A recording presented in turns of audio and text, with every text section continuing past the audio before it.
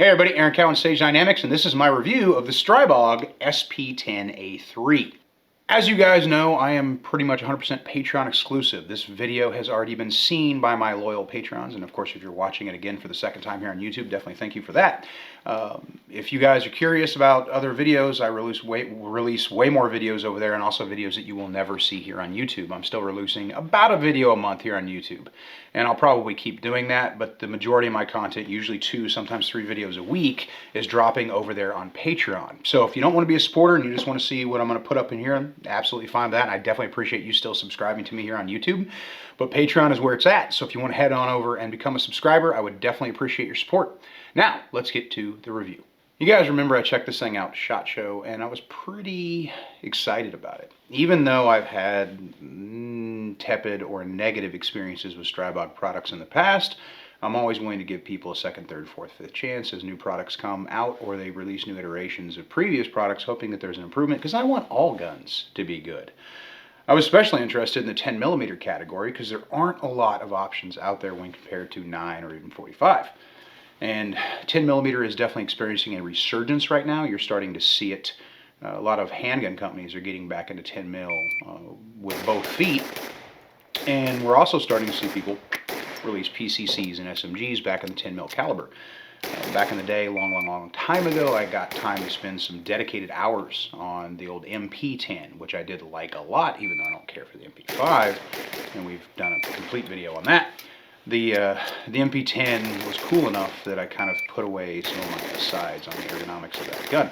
So this is kind of like an SP9A3, except it's 1mm larger on the rounds that it shoots. 8-inch barrel. It does have their roller delay system, and it has the same ergonomics and features that you're used to from their traditional bogs that are out there. There aren't really any significant departures in that regard, except for obviously it's 10mm and the magazines are different. So we have 20-round polymer translucent smoked magazines, which are straight feed, double feed from a double stack, or alternating feed from a double stack system. First thing, honestly, that I noticed about this gun that I really like is the controls are smooth. There wasn't any grittiness in the magazine release, either the paddle or the button. The button's a bit of a stretch, and that's about the ergonomics on the pistol grip, which we'll get to. As far as outfitting, I did a lower 1/3 aim point, ran a Unity hot button with a mod light, and I've got a BCM QD there on the other side with a BCM forward grip and a JMAC custom skeletonized stock, which was a terrible idea. We'll get to that too. But it is a side folder, which makes it useful. This gun can, of course, be fired from a folded position for whatever reason that you have to do that. And I went ahead and just started the 2,000 round review process. Now, one of the things about 10mm that is unfortunate is over the years, people have started to spec down the PSI on their 10mm to almost, or sometimes dramatically, in the 40 cal ranges. So a lot of the 10mm range ammunition you're going to find out there, if you look at feet per second, your muzzle velocity you're getting from it, it's performing pretty much to the same degree as, well, 40 cal, or in some cases even 9mm. And that's not really, I mean, that's fine for range purposes, but I want to know if the 10mm can handle 10mm loads. So during the review process, not only was I shooting MagTech 10mm, but I was also going to be shooting Buffalo Bore, Gold Dot, and whatever else I could find that was pushing that higher feet per second. So for example, if you look at Double Tap 10mm, they have a 200 grain hard cast, it's pushing 1,300 feet per second. Buffalo Bore, which is generally considered the hottest load you can get for a 10mm, and their heavy 10 is pushing 1,350 feet per second. And of course, Gold Dot, your standard general fare self-defense ammunition, it's a little bit hard to find specific feet per second on that, which is why chronos exist.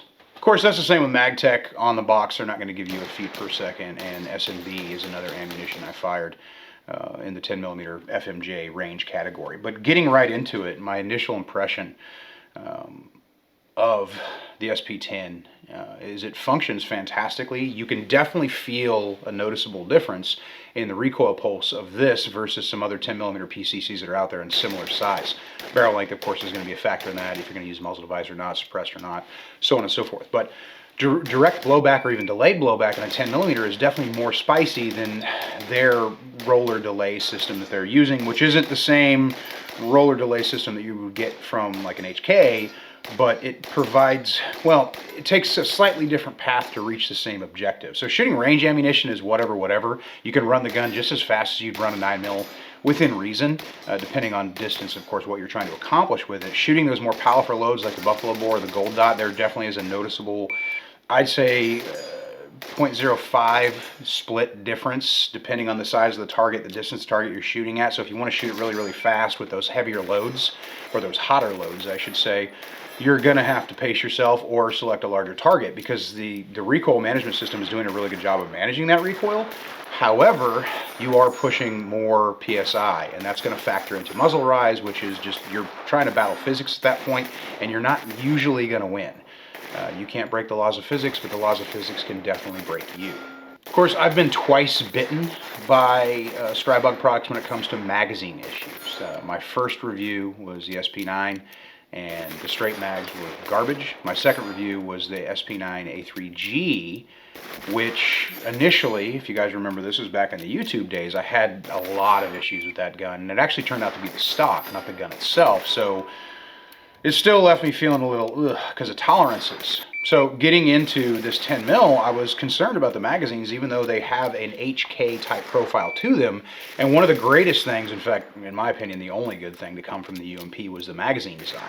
The UMP itself will rattle itself to bits. It's generally not a well-performing gun long term, which is why their popularity is not great compared to the venerable MP5 stamped and folded metal wonder.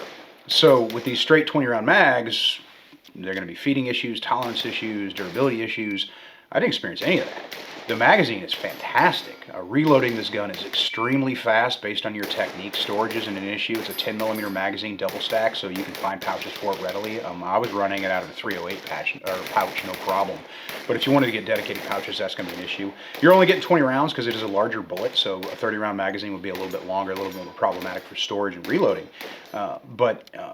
You know, shooting whatever ammunition I happen to be loading into, whatever drill I happen to be running, this thing locked back consistently, which I would hope so, considering it's 10mm. It's not like you're going to find any like minor power factor ammunition for 10mm, at least not that I'm readily aware of. So the magazine issue wasn't an issue. Throughout the 2,000 round review, I didn't have any magazine related issues whatsoever. The controls are good, but there's an asterisk on that. My biggest issue, and you guys can catch it on video, is clearing the safety selector. So I feel like it's not optimally placed for a couple of reasons. One of the reasons being, as a right-handed shooter, which most of you guys are going to be, I'm going to rotate with my left thumb, and as I rotate down with that ambi, it's going to push the selector into my index finger right there at the knuckle, and it kind of dislodges the grip. Coming from a low ready or a slung or even a high port position, reseating the hand is necessary if you have to move the hand in order to manipulate the selector. Getting on the trigger is no issue whatsoever. This could easily be alleviated. You don't even have to move the selector. You have to make it easier for me to get a non-ambi selector. And why is this thing designed to not be able to replace the pistol grip and change the angle of the grip? Because if I could change out this grip for a fatter grip, this wouldn't be a problem, because this grip is super thin and I don't really care for it. If I could just cut that off, or take it off like you can with almost virtually every other firearm on the face of the earth, almost every firearm. So I'm waiting for an aftermarket solution from like Lingle to give me a lower. Even though I love this lower, that's a big problem, because that's where all the magic happens. And I can't have magic happening when I'm constantly having to compromise my grip based on the width of the swell and the placement of the selector in order to get my hand in the correct pocket, high in the tang, to get on the gun as soon as I've cleared the safety from any position that isn't already up on target. So that is my biggest complaint, and it's a big heartbreak for me, because this thing is checking all the boxes, but then we get to that ergonomic area of the fire control and it just frustrates me. Another factor that plays into that, of course, is length of pull. Because this comes as a pistol, if you're buying the 8-inch version, if you're throwing a brace on it, braces usually have a shorter length of pull. I went with a JMac folder as an SBR, and yeah, I've mentioned this in other videos, how I really don't like skeletonized stocks. They make a rubber attachment in different heights that you can get for this, and I was going to get one, but I couldn't find the one that I wanted in my size. And to be perfectly honest, and this may just be me, the JMac website is a little confusing in regards to accessories for the stocks that you're going to get. Even though they make fantastic products, I've got a couple of their stocks on different guns, and I love them. I really wanted more length to pull on this, which I think may, and I'll find out in the future, change this relationship that I'm having with manipulations and the ergonomics for the controls, but I doubt it. I don't think that's strictly a length to pull issue. So I'm really having to get over bare on this gun to get my particular cheek weld and be able to run it. But that forces me to pull the gun tighter to my shoulder, which is a good thing for 10mm. So even though I feel like I'm being held hostage by a butter knife, like someone's holding some kind of really expediently made shank out of a Denny's butter knife to my face, I just went ahead and lived with it throughout the 2,000 rounds. An AR-style stock, collapsible butt stock probably would have been a better choice. You live and you learn. So for overall performance, I fired 200 rounds of the Gold Dot 200 grain. And I fired 100 rounds of Buffalo Bore, 200 rounds of this double tap hard cast, which is a hard cast lead, so additional cleaning is going to have to be taking place. If you're just shooting it for range purposes, shooting the MagTac or the SMB was no problem at all, but it does give you a false sense of confidence in the recoil pulse, even though, again, there's not a huge difference between the recoil pulse of the MagTac and the recoil pulse of the Buffalo Bore on an SMG/PCC. It's noticeable, and it's something you have to account for. So if you're going to use this as a truck gun, bear gun, you should probably spend some time, even though it's going to be more expensive, of course, shooting that ammunition to get pretty familiar with that recoil pulse. If you want to go out and burn off 300 rounds mag dumping into trash, obviously the MagTac is going to be the better choice. And it is nice that MagTac isn't significantly, or I should say 10mm range ammo isn't significantly more expensive than 9mm or 45 in that price variance that we're seeing these days. But duty ammo or self-defense ammo is always going to be more expensive for a number of reasons, and they're not always just because they can. You've got obviously the hollow point and then different powders and things like that, and hopefully better QC depending on who you're getting your ammunition from. But you should definitely be aware of it. It's not something that was a huge factor for an SMG like it would be necessarily on a handgun, but it's definitely something that you should get some reps with, especially if you're going to carry it with that ammunition. Another factor, of course, accuracy. How accurate is the SP10A3? Well, I did a 5-round group after zero confirmation with the Gold Dot, 200 grain Gold Dot. 5-round group, 25 yards. This, of course, is bag supported. I chose the 25-yard zero distance because I'm running a pistol caliber, and I'm shooting an 8-inch barrel. So, I don't really want to mess with the 50-yard zero, even though it's entirely possible. That does change your holds, which is what some people want. But generally, this is a closer range firearm anyway, so 25 yards on PCCs and SMGs has always been kind of my go-to zero. It's the only time I use that zero. I don't use it on rifles at all. So let's check out that 5-round group, 25 yards, 200 grain Gold Dot, bag supported.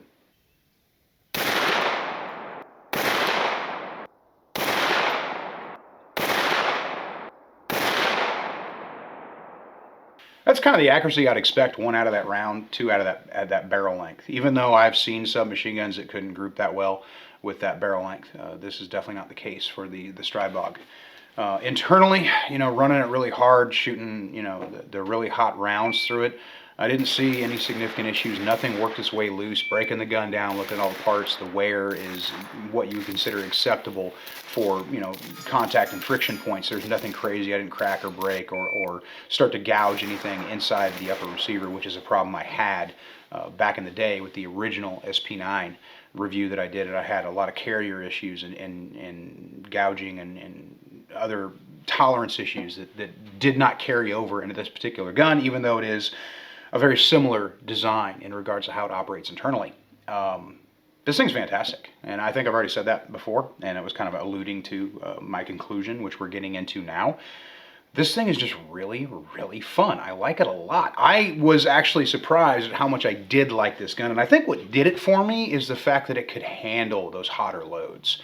And this was a concern that got brought up on Instagram and a couple other social media places where I'd mentioned this gun. I thought it came up on Patreon as well, is are these companies building these guns to just shoot range ammo? Because that's primarily what's going to be shot through them. So are they accounting for harder use? You see this with some people who do aftermarket MP5s, is they kind of build them for 115 or 124, and there's some internal changes you can make if someone's going to run different or hotter types of ammunition.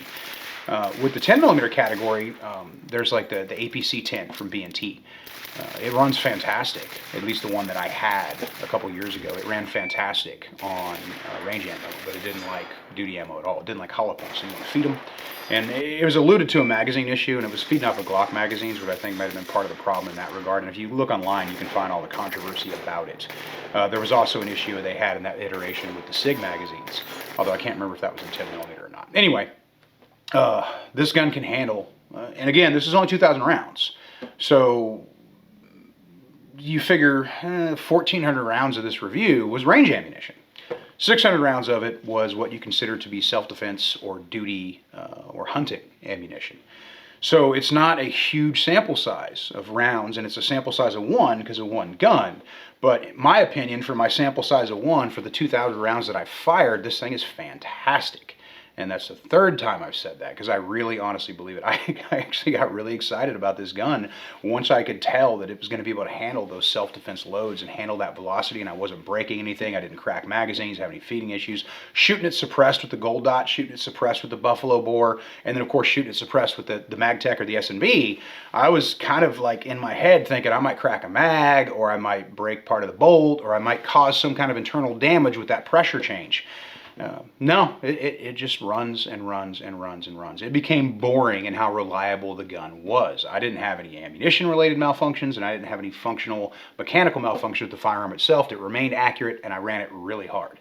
So if you want a PCC in 10mm, this might be the one to get. In my opinion, it is. Till next time, Patrons, Aaron Cowan, Sage Dynamics. Train accordingly.